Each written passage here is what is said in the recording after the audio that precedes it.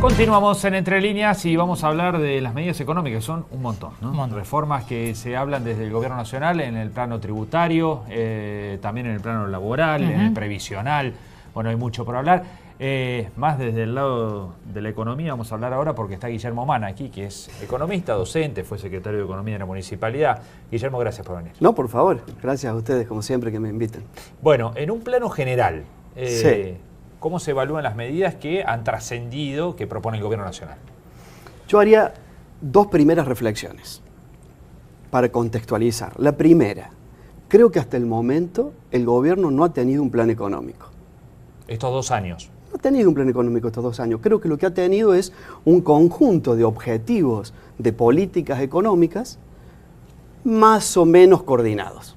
Después podemos abundar por qué el más o menos coordinado. Creo que ahora sí empieza a vislumbrarse el concepto de plan. O sea que es correcto aquel que dijo, a partir de ahora vamos a empezar a conocer el verdadero rostro del gobierno de Macri. Sí, bueno, lo podemos bajar en esa línea. Yo lo que le agrego en una mirada positiva es que cuando hablamos de plan, hablamos de horizonte en el tiempo, no hablamos de mañana. Al menos estamos hablando de 5 años, que es un tiempo que se está repitiendo. Y creo que la virtud que tiene esto último, más allá de las cosas puntuales que conversaremos seguramente, creo que podemos hablar de un plan a mediano plazo que el gobierno propone para la discusión. Me parece que ahí hay un valor enorme, porque la Argentina había perdido absolutamente esa capacidad de sentarse a planificar el mediano plazo. Lo que estamos escuchando, lo que estamos leyendo, lo que estamos viendo son iniciativas del gobierno, que no significa que así van a resultar, porque de hecho no tiene las mayorías que se requieren. Aunque políticamente está mucho mejor, todavía necesita de los consensos. Así que yo veo como altamente favorable que discutamos de un plan, que no pensemos en mañana, sino que pensemos en 5 años y que se difunda esta vocación por el diálogo y por la conversación. ¿Entre quién? Entre todos. Entre la dirigencia política en el Congreso, que representa a las provincias y a la población, entre los sindicatos, los empresarios, bueno, y el gobierno liderando. Obviamente que para eso la gente lo ha elegido. Más allá de la intención y la necesidad de diálogo que va a tener el gobierno para sacar las reformas, ¿cómo ve la reforma propuesta específicamente? ¿No? Sí, bueno, yo veo ahí, tengo una mirada muy crítica de lo que ha sido la Argentina de los últimos años. Y no lo quiero asociar a lo político. Después podemos discutir ideológicamente. No es eso lo que estoy queriendo decir. Estoy queriendo decir que la Argentina ha provocado un descalabro en las variables económicas de tal magnitud que necesariamente sobre ello hay que intervenir. Lo que mira en economía, Marcos, está mal. Está mal desde el punto de vista fiscal, está mal desde el punto de vista monetario, está mal desde el punto de vista cambiario, está mal de lo que busque. Entonces, esto lo veo como algo muy positivo. Ahora podemos empezar a tener opinión sobre lo que se quiere hacer en política fiscal. Ahí yo le digo, porque el gobierno ha dado señales muy claras en estas últimas decisiones de una política en particular, que es la política fiscal. Sí. No estamos viendo, para que sea un plan, necesitamos todo. Claro. ¿No es cierto? Porque yo también escucho conclusiones determinantes de a dónde va la economía. Y si todavía no tenemos claro algunas de las cosas que el gobierno quiere hacer, estamos suponiendo que quiere hacer tal cosa, pero no la estamos viendo en los hechos reales. Sí empezamos a verlo en términos fiscales. Cuando digo en términos fiscales, tengo que decir 2 cosas. Primero, el déficit fiscal que tiene Argentina, ustedes lo pueden buscar en internet, bueno, casi no tiene parangón en el mundo. En el mundo. ¿Eso de qué habla? De inviabilidad a largo plazo. Muy simple, una familia gasta más de lo que puede estar cobrando por su sueldo o su changa o lo que fuere. Podrá hacerlo unos meses, después eso no se puede. Y los niveles son muy altos, no solo hay déficit, sino que los niveles son muy altos. Pero eso hay que lograr ordenarlo en un esquema donde hay un país con 30% de población altamente vulnerable. altamente vulnerable. Entonces, cada decisión que se toma hay que ser muy cuidadoso porque termina afectando de manera directa al que menos tiene, al más pobre, al más indefenso. ¿Qué está queriendo hacer, entiendo yo, el gobierno en materia fiscal? Bajando la presión tributaria, proponiendo empezar a bajarla, vamos a decirlo mejor, porque esto no es mañana, esto es un programa. Bajar la presión tributaria para que se genere inversión privada. Ahí usted detecta un motor de crecimiento económico que no ha sido el motor observado en los últimos años de la política económica. Ahí usted empieza a ver un cambio. Dice, bueno, este Macri, ¿qué está mirando? Está mirando la inversión. ¿Es tan directo eso? ¿Baja un poco de presión fiscal y empiezan a aparecer las inversiones? Porque... No es directo, vamos a decirlo así, condición necesaria, no suficiente. Bien. Sin eso, no espere muchas inversiones porque no va a haber. Por eso no vinieron hasta acá. Entre otras razones. Bien. Entre otras razones. Con eso estaríamos más cerca. Después veremos si alcanza o hasta dónde o qué otras cosas necesitamos. En esa reforma tributaria que baja impuesto a las ganancias si usted las reinvierte en la empresa. Para las empresas estamos hablando. Estamos hablando de la inversión. Sí, la claro. Estamos hablando de la inversión. Baja impuesto a las ganancias si usted las reinvierte, baja impuesto al cheque, que es un despropósito absoluto como tributo. Modifica algunos impuestos internos, ahí se va a generar lo que uno ya está viendo, un debate muy importante. Yo no soy un especialista, no puedo dar una opinión definitiva con algunas economías regionales, ¿no?, que pareciera que lo van a afectar. De todos modos, ese paquete tributario fiscal cierra y termina con un nuevo diálogo de responsabilidad, no sé si usar yo también esa palabra, pero un nuevo acuerdo fiscal provincia-nación. Lo que hace el gobierno nacional es indicar un camino. Si esto no se complementa con la posición provincial, ese camino va a quedar trunco, no va a ser suficiente. Está diciendo, vamos por acá. Es decir, las provincias también deberán revisar su esquema impositivo. Sí. Bueno, Córdoba lo ha hecho, ¿no? Marcos, no. Córdoba cambió ingresos brutos. Claro. Bueno, con Córdoba, después le puedo decir alguna otra cosita que estoy pensando.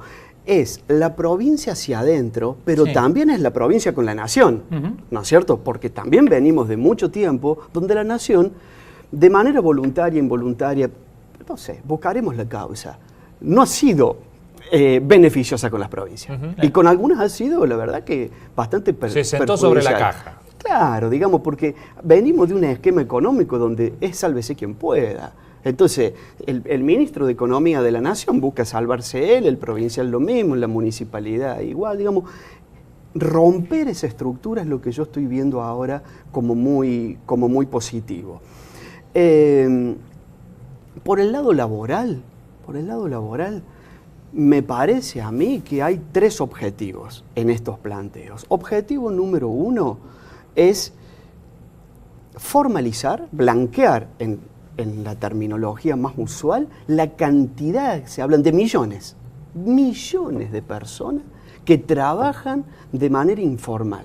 Millones. Yo digo, bueno, por lo menos pongamos algo en la mesa y hablemos de eso, pues si no pareciera que no es un problema y hablamos de millones. Entonces, el primer objetivo me parece que es blanquear ese trabajador. El segundo objetivo, que tiene que ver con la inversión, es la creación de empleo. Me parece que ahí también hay un objetivo directo hacia el trabajo. Hay un intento de ampliar las opciones laborales para los empleados. Y un tercer objetivo, que tiene que ver con la competitividad de la economía, tiene que ver ese tercer objetivo con el costo. Está muy mal hablar del costo laboral. Está muy mal, no hay que hablar del costo laboral. Hay que hablar del costo fiscal en el trabajo. Porque si no pareciera que cuando uno dice hay que bajar el costo laboral, que la gente gane menos. Claro. No, la gente tiene que ganar más, no menos. Un error. El problema es que el que paga cifras siderales. Retrocedo un poquito. Una parte de sueldo. Retrocedo un poquito en mi argumento. ¿Por qué hay empleados en negro? Porque es un problema de moralidad de los empresarios. Mire, habrá alguno, qué sé yo. No tenga duda que la inmensa mayoría es porque hace la cuenta. es porque hace la cuenta. Blanquearlo tiene un costo enorme. Claro, pero no por el salario. Tiene un costo enorme por el costo que representan en términos de impuestos. Las cargas sociales son fenomenales. Los objetivos, entonces ese creo que es un objetivo, Marcos, perdón. Los objetivos están bien y en los que se puede coincidir casi unánimemente, ¿no? El tema es qué herramientas se eligen para llegar a esos objetivos. No se vuelve a ciertas herramientas de flexibilización que ya se probaron en los 90 y que generaron una situación laboral y social aún peor de lo que del problema que se tenía entre manos. Mire, yo trato en lo posible de no quedar estancado en una discusión de rótulos. Trato de que miremos las cosas concretas. Creo que la Argentina perdió la capacidad de mirar algunos ejemplos de cosas que funcionan en el mundo. Y creo que la Argentina perdió el ejercicio del diálogo y la discusión. Rápidamente nos enojamos, rápidamente ponemos conceptos donde es imposible acercarnos. Vos defendés a los 90, vos sos montonero, vos sos... No sirve eso, no sirve y está comprobado que no sirve, porque no perdamos de vista que llevamos muchos años sin crecimiento económico. Porque si no pareciera que el problema fue... Y no estoy defendiendo los 90, digo, sí, hasta sí. Saben, quien me conoce, que he estado parado en otro lugar, digamos, no en el lugar precisamente del peronismo menemista. Pero si yo me quedo con la discusión de que lo que viene son los 90, pareciera que estoy defendiendo que lo último que hemos experimentado ha sido bueno. Y la Argentina, no necesariamente. Claro, pero la Argentina lleva años absolutamente estancado. Entonces yo digo... Tampoco podemos estar planteando el temor a un debate por lo que nos pasó hace 20 años. En todo caso, que nos sirva de experiencia lo que pasó hace 20 años, que nos sirva de experiencia, la experiencia, perdón por la redundancia, kirchnerista, pongámoslo ahora sobre la mesa y veamos cómo podemos mejorar. La economía argentina hace del 2011... que está completamente estancada, completamente estancada. Son 6 años. Me parece más que suficiente como para decir, che, esto que tenemos, la verdad no sirve.